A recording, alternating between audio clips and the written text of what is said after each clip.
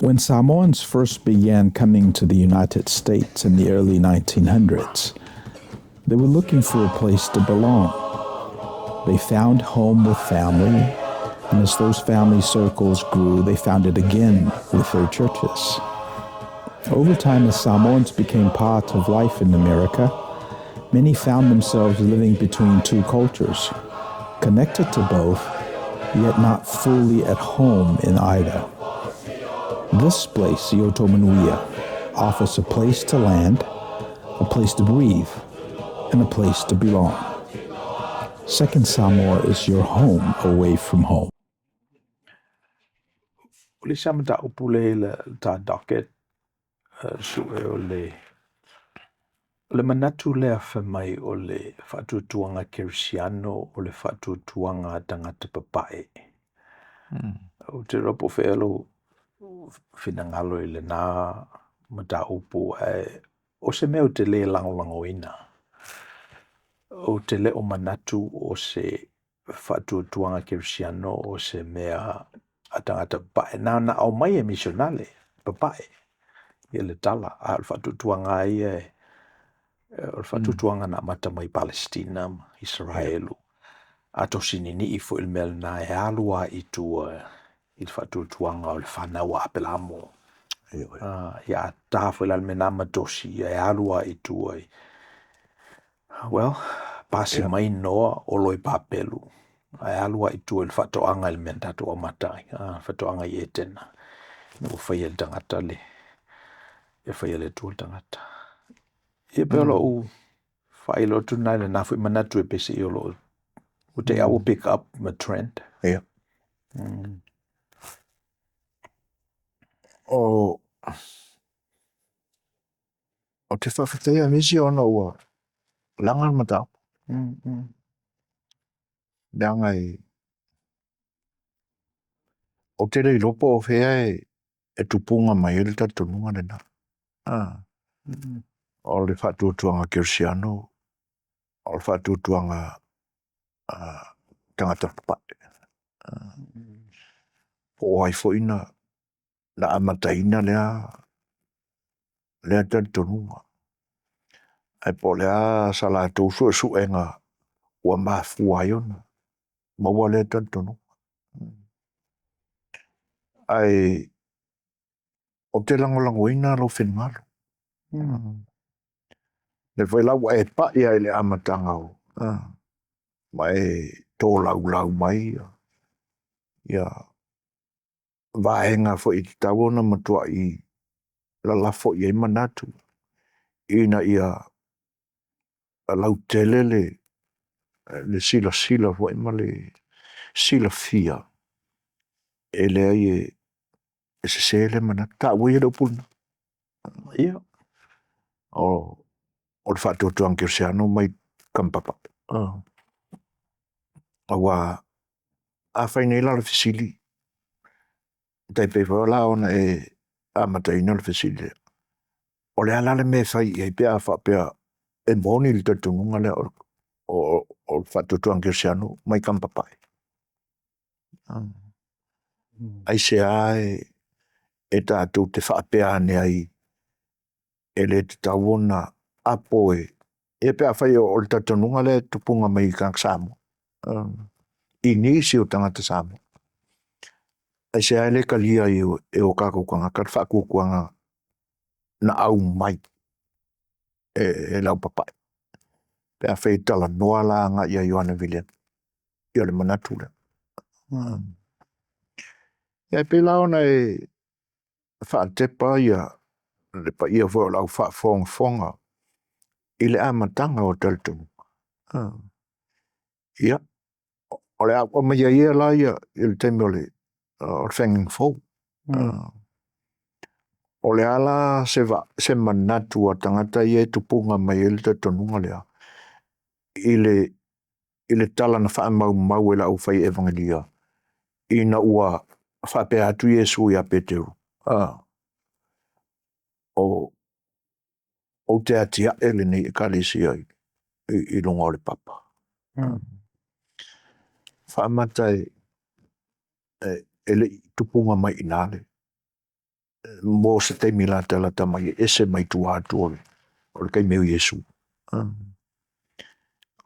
O se tali tonunga so ona fai. Le tali tonunga ua ta whaasoa i le te mile nei ma se manatu i le anoa.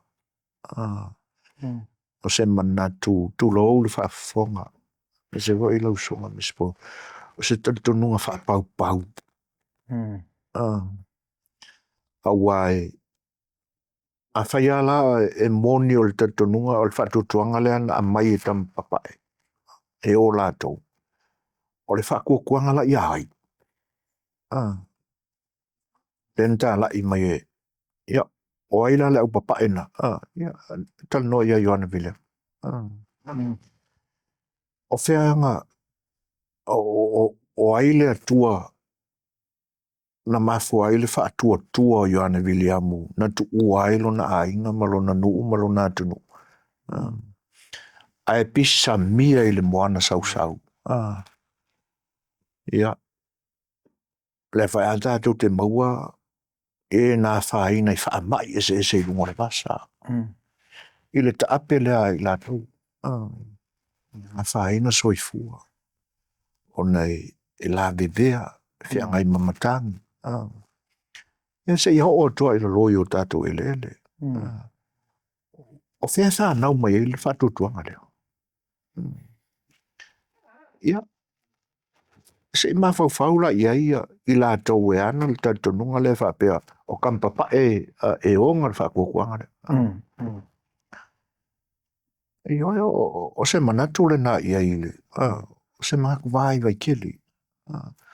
O te tā ua e whapaupau. Ai a whapea la e mumusu la ma la tau le talia le tatonunga le whaatuatuanga le na avat. O le ala le mea la katkongwei la kakusama. Ia pe ola una ainga a mata i tamta apumisi. Ia. E pe ia mo meo techniques e mawhai ona e double click. O leo te whaonga ina le upu leo double click. O te relo po ua avea ma upu ma sani o leo tu wanga na tatou. Ia e fwoi seisi o lo whafonga mai tatou po kalama e seisi ana upu whasamo e sili atu nei lo double click. Ia fifia ia le podcast e.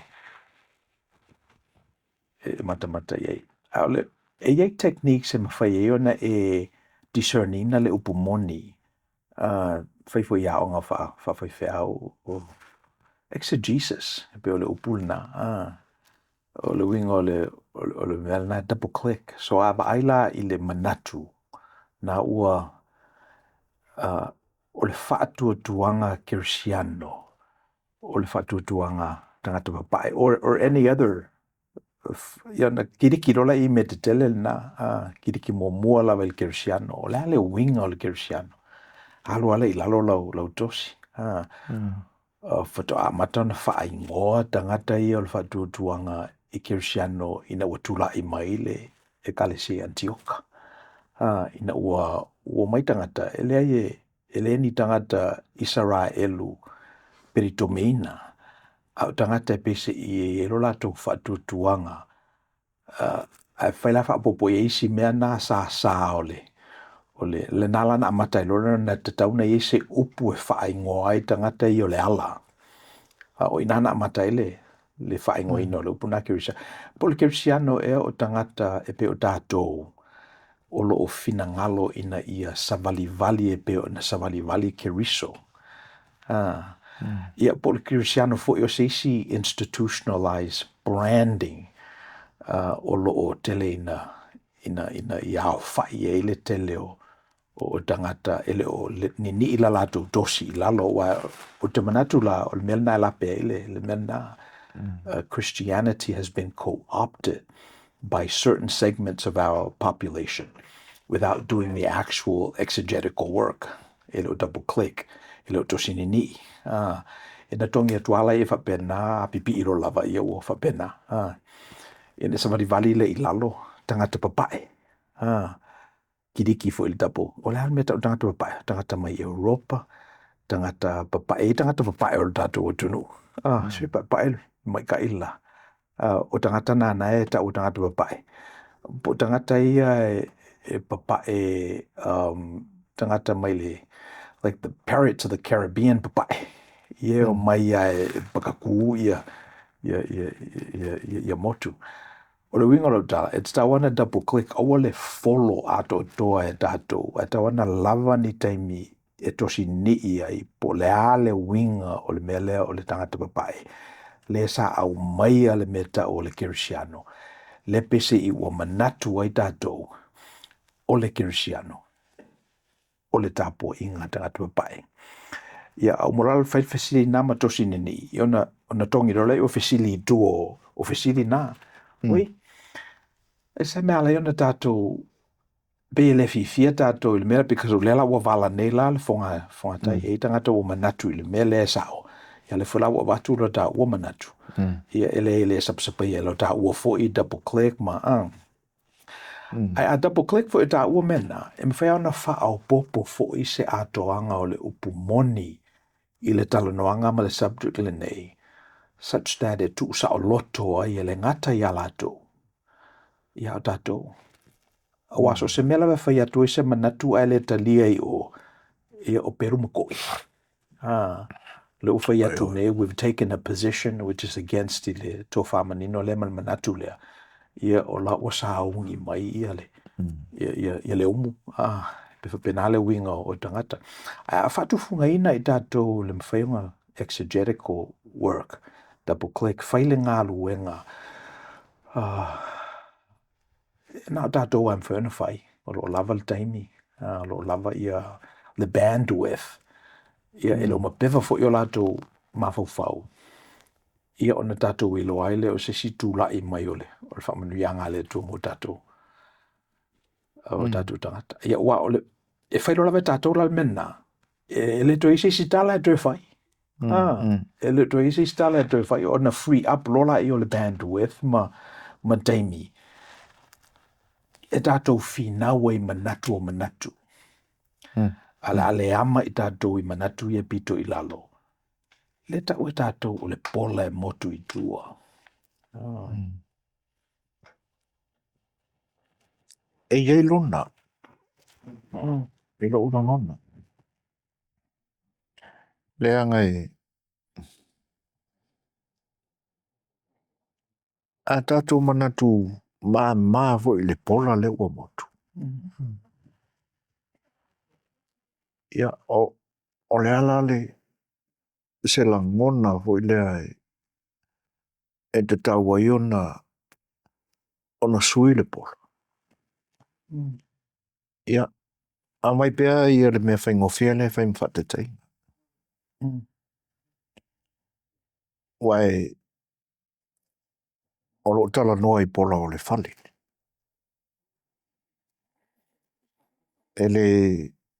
Ele tuloina e lau ba ai na o pola I le tala tua. Ai au fia umai pola o le whale.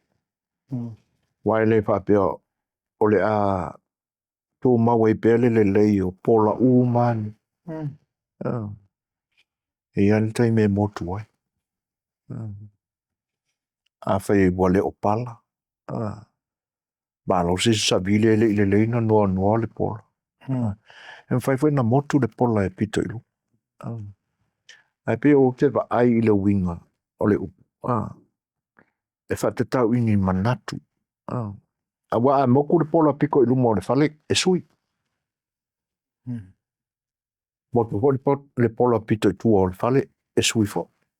Da ngai mātanga le vala o pola o le a pola o mai se piko ai.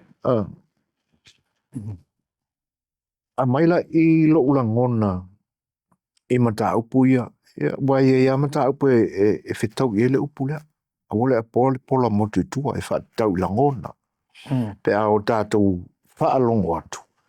Ele e sala e se ale la manga. Ele mau ai se awa o ina I o tātou langona. Ele solo I luma se meo whai. O manatu e. Io e. Ai, e te tawa ona I ese ngā luenga e whaila ele pola lea. O le ale ngā luenga. Ia tala noa la i pola mo ia o le whane. A ua motu. E se me mafuaionga sui. Ko umaila i. Tawana whaise ngā luenga alofa i tangata oro. Kau o ngā langonga ma. Ina ia awane i tūla fo ina. Ina ia vave ona ia puea mailea nganga moni o lo tau mawhai ei. Ia koe sauro e lisikemi. Wale a mai alo langi mga koe pola i kua. Awa matula, awa maini ni pola fau. E kūle ele. Ia o ngā, ia ona manatu e whesoswani e tūle i se matau. E pei o lau whaasa mua ina whanati nati. Ai le whaia i fo i lau whinangana. I le double click. Awa aila i me whao no po nei ia. Say for example, or computer. E click. Manatu la e whaalo loto la ia o ngā whaalua lea. Toi fo i ai. O manatu ai leo pula le tuli te tau. O se manatu ma se aunga o roi o e tuli. E kuli ar kako wa ai. Ina ia o tātou manino i ai. A whalau tele toi kakawaku sisi, kuri. Te tau, okay. Ia mo, o pe o se upu ua vave ona tūlei mai langona ili ni. Ia ele whaia. O le a tapokri. Foi pe moni ia le upu. Mana pe le ata te tala noa i le autu o le tā whaasoanga o le whatutuanga kerisiano, o le whatutuanga tangata pai. So Eo e. Wai, e pe o langona na. Wai, le tā ua wa e pa ia i le afuanga o le upu kerisiano. Ia, na ana wha ila mai o tupuanga ma taimi. Ai, e le kau kukulu inga, hoi po whenga afua mai, o le ua tātou maninoa, o le aluinga o le upu kerisiano. Ia pe ona maua i a o ngā whiwhea. Ai pe o le manatu le ua e ane o tere i ropo. Oke, upu maile longa. E wha pe o kama papai. Ia, tūlau vai ale, wha whonga anga. I upu po i wala lafo. Le anga e pe ua whai nei lo roto. E pise mea mawha matu ia i lau wha longo. Mafu ai ona o lafo le upu lea. Oni manatu whapopau. Le anga e pe ua masalo i tangata ia na e mael manatu lea e ingi me o ika i ka mapai. Ona me milo lo lea anga i. Awai e i whai ame no ta maua ini whai tionga fo i. I leo missionary. E whapenga ulua tala leia ke riso male avio ele o lea tunu. Me whapenga. A whaila o se tūlanga whapena e maa fuai la ona le fia tangata ia. Ia. E se alawa la ua tā ua ai i al whaatotuanga. Ai le ave pere whai kio i a mionga. A tangata papaen whapea ona rātou whaia ia. Ia le tala inga whaapopo i mo la tūlanga ona whaatangata. E iwe e peo. Wa onga i Claremont. E pe e lua ia pole te telena nā sa tūlei i fu i teimia o wa onga. O le memo mo le feminist movement. Te whaataua ino tina. Mai a whapea ena ia fu i teimi nā o wa onga. Se pe sali li whala la utosi fu i mata upo tina. O le apese i e whapea ina e ona whaia tātou mea. Ia malisi la pole o le post-colonialism. Le mele nā te tāua. So sa amata ala i le mele nā manatu le nā e pese i o whatutuanga ia na au mai e whakolone na e o tātou mawhauwhau. ala se ia tātou mesina ma metotino ma whanua. So menan expose ai lo whaatufunga ina whawhaiwhiau ia na lanu ai fo i le ministry. Ia o sau fui la o te le fo i o te le tausanga o te le vaai o double click fo i le telo me ia. O nei lolola ia le ai e ala tātou tala e whai ele o ave se ala tātou agency. E tutusa tangata umai me se le tunu unei. A whai alau tala. Ia whai alau tala. E le seisi e o le whalau e le technology. A whai ele fi whalongolongo o e sui le channel. Ele o whapea o le mea lea o le o toi, let's say, o le o toi fo whaatau vaaina e le technology ia le manua o le nuu o le tua ma tangata whaatua tua. So e peo nena le o tātou iai e mana ia tala noa iai. Ai whanisi mta upu tū ngā onga alo tātou o tunu ue e fia mai i le podcast ia ona tosia tue fo i le nei. O le sea mea o te vaia i le tāu o le taimi o le sila nā mea e le mawhai on tātou tala noa uma i mata upo le lalangi ao e tau an tātou tala noa i le mata upo me i le halok manatu o le pale whea ngai o le tangata ma le atua on a personal level ia ona spill ai e lola ia awai e te lele e senga o le family night o le tangata e tau se lau tala ia ma le family night le tangata e awhetala me le nefe mai e mo ia tutusa tangata uma ai panga lea le malosi o le afe na ilo le tau se lau o me monia mea na e tau tatou mata i tuina ia mai o le mena leo lo tatou soifu maolai ne te uaru tatou taimi i mata upu mua na ia ai panga lea o lo whatari menisi mata upu tu ngā mo tatou. Ele manatu misi. Ia. O le a wha maua i ile tālalanga. Ai ina ua o tau i le mataupu.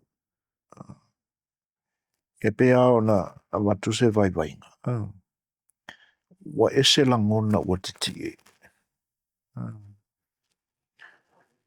E leangai o le ana na eso i fua mai o uola mai i te tonu o whale na avea le talale mo le whaatuatuanga le.